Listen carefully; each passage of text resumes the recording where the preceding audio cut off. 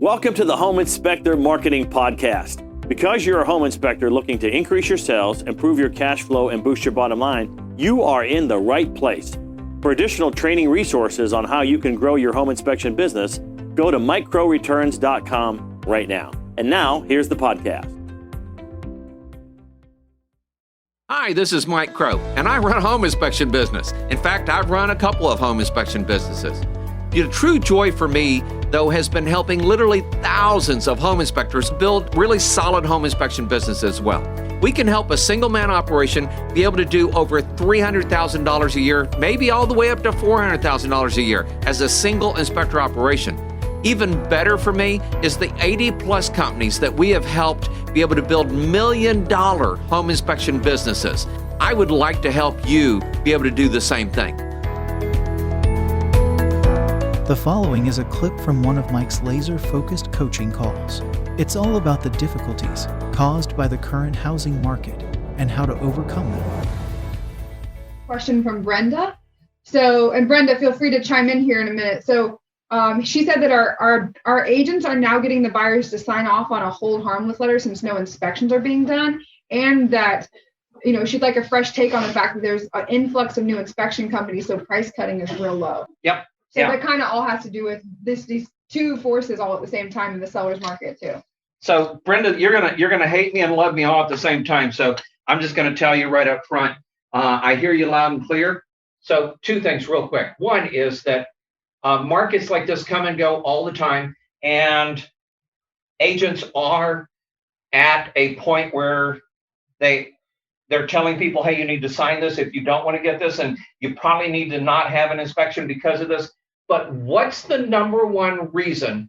Stan, I'm going to ask you, because you and I are at this so long. What's the number one reason someone isn't getting an inspection on a property that they're getting ready to buy?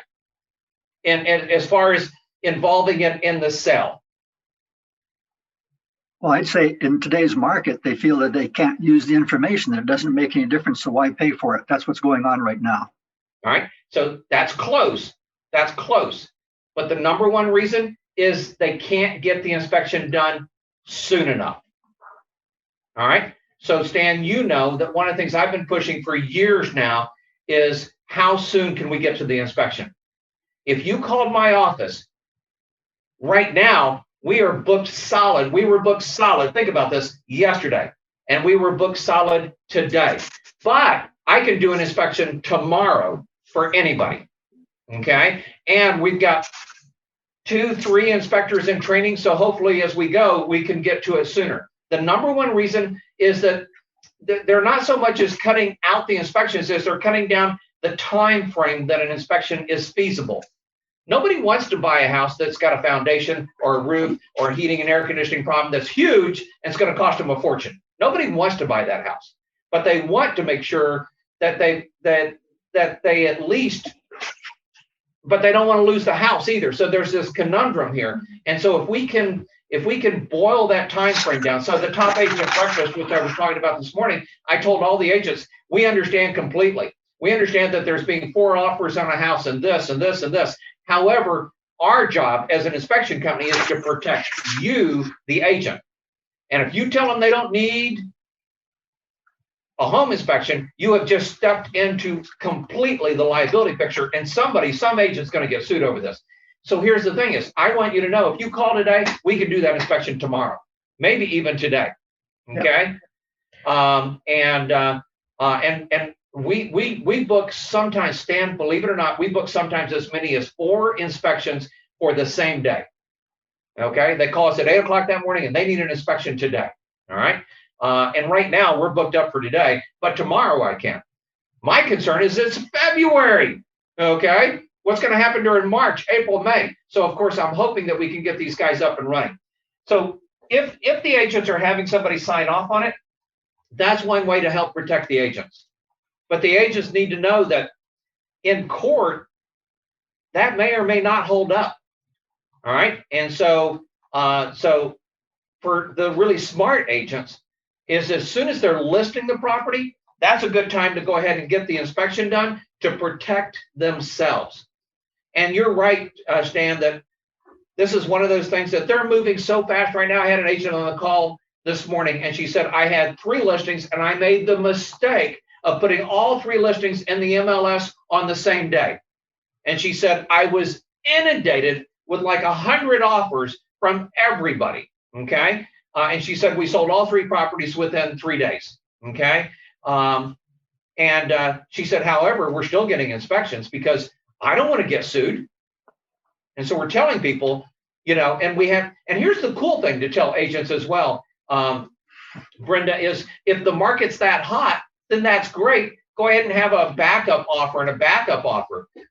So if something shows up on the inspection or whatever, you just go, hey, we know this and there's that. Okay. I wanted to. Yeah, come on, Emma. I just wanted to speak to Brenda on this too, because Stan, I know that you have a system for communicating and marketing to agents to be able to actually communicate these messages, like how Mike has his top agent breakfast, and now you have a team that's doing big bang marketing online, so you can actually tell stories of other agents, just like Mike is sitting here and he's saying, the agent said, of course I still want my person to get an inspection, right? Nobody wants to buy a house with a broken foundation, a poor foundation. Yeah. So you don't have to say it, why you need to. You say, here's why other agents are choosing to do this. And you use the storytelling to inform and to educate the agents that might be taking those shortcuts. So Brenda, what you need to know, and I don't know you, Brenda, or know your business well, but if you don't have an online big bang marketing route set up, you need to have a route set up so that way you can consistently be communicating these stories to the market through email, through video, so that way that idea can spread and you can overcome that objection and get them to think differently and educate the market accordingly. Does that make sense, Brenda? I took you, I muted myself. What we're seeing up here in this area is the buyers, I reckon, being desperate. They are accepting conditions or terms that the sellers are setting. Like we had an agent Saturday morning, 100% of his business comes to us, praise God. And he was sitting outside the house at 8:45. There's 4 other agents with their clients, all in 30-minute time slots. And he said, I'll bet you anything that the seller sets a condition, no inspections, as is, with their terms at priced at $299. Beautiful house on the lake. And a lot of this is going around really hard. This agent has got a good mindset. He's took it to the point that he's getting his clients now to sign off on a hold harmless, stating that they are fully aware that in a purchase agreement, they're sitting there not checking boxes off and stuff like that, or they're listening to the terms of the seller, but he interject a hold harmless to protect himself. Like you said, the rose-colored glasses come off once you move in. So there's a couple more things on this, Brenda, I want to give you real quick, because I hear what you're saying. There's one thing that's probably not going to feel right, but I want you to know, 35 years experience. I've been through this about 4 times here, even in our area. One is what that agent's doing. I would encourage any agent that says that to you, make sure that you have them sign this, and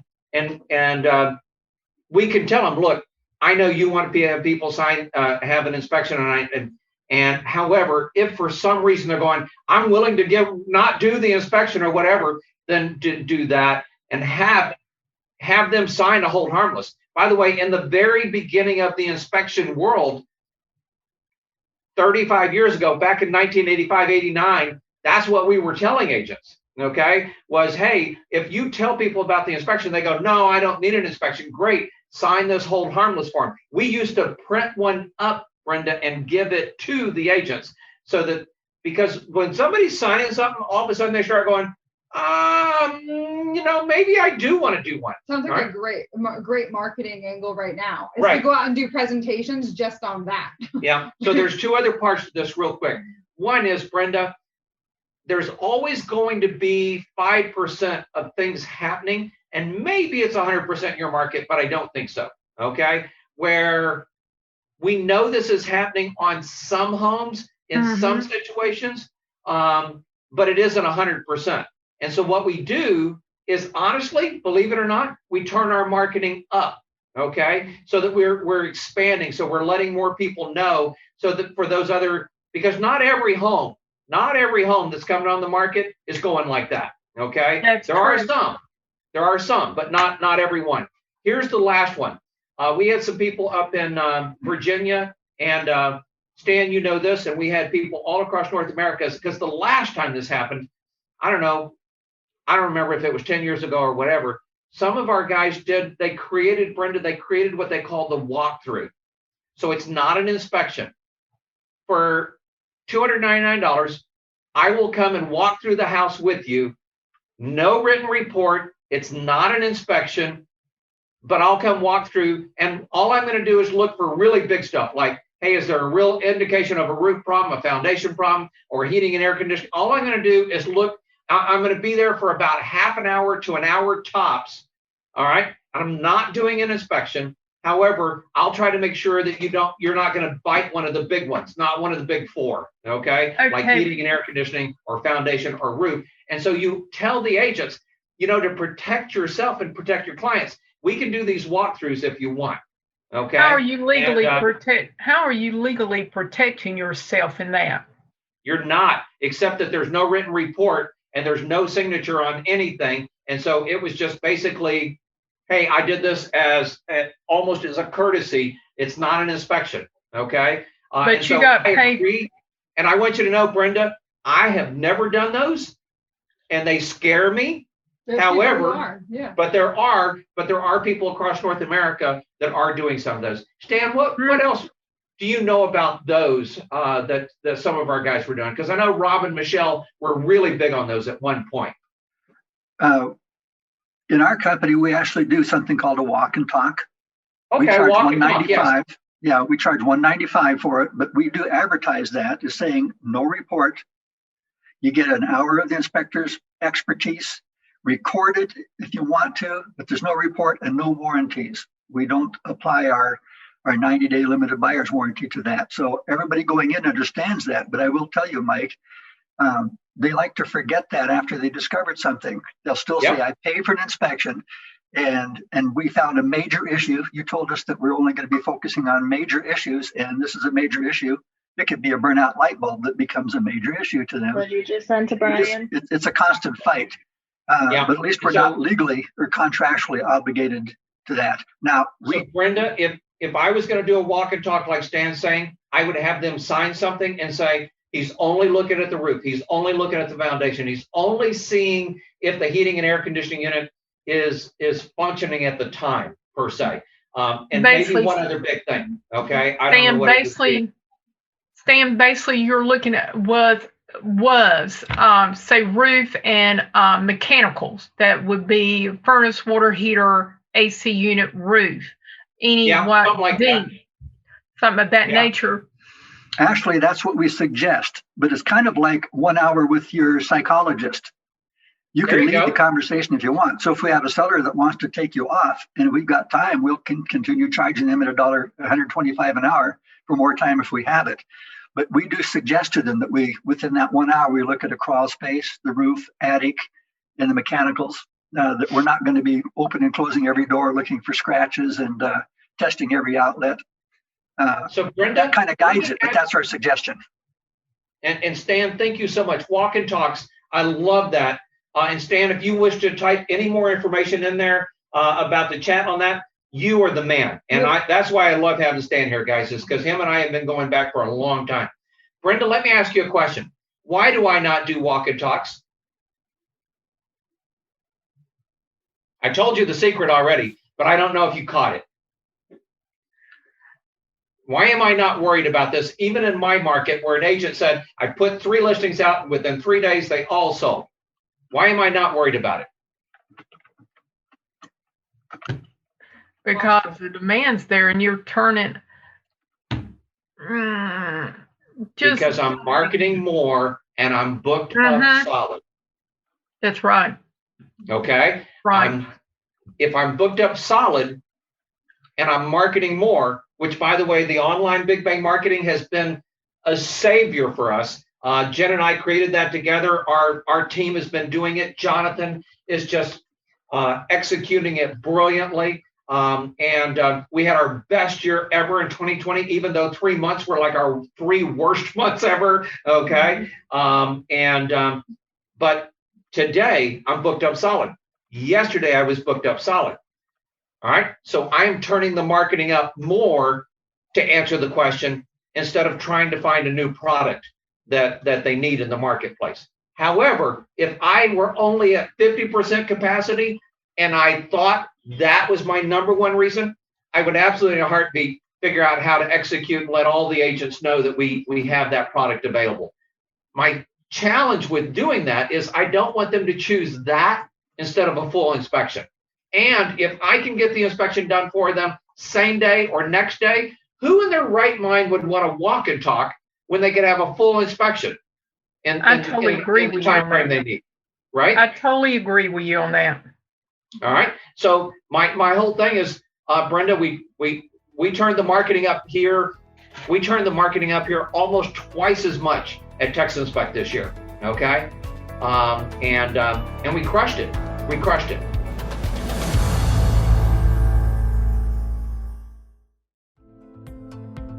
We hope you enjoyed the podcast. And as a friendly reminder, if you're looking to increase your sales, improve your cash flow, and boost your bottom line as a home inspector, go to microreturns.com right now.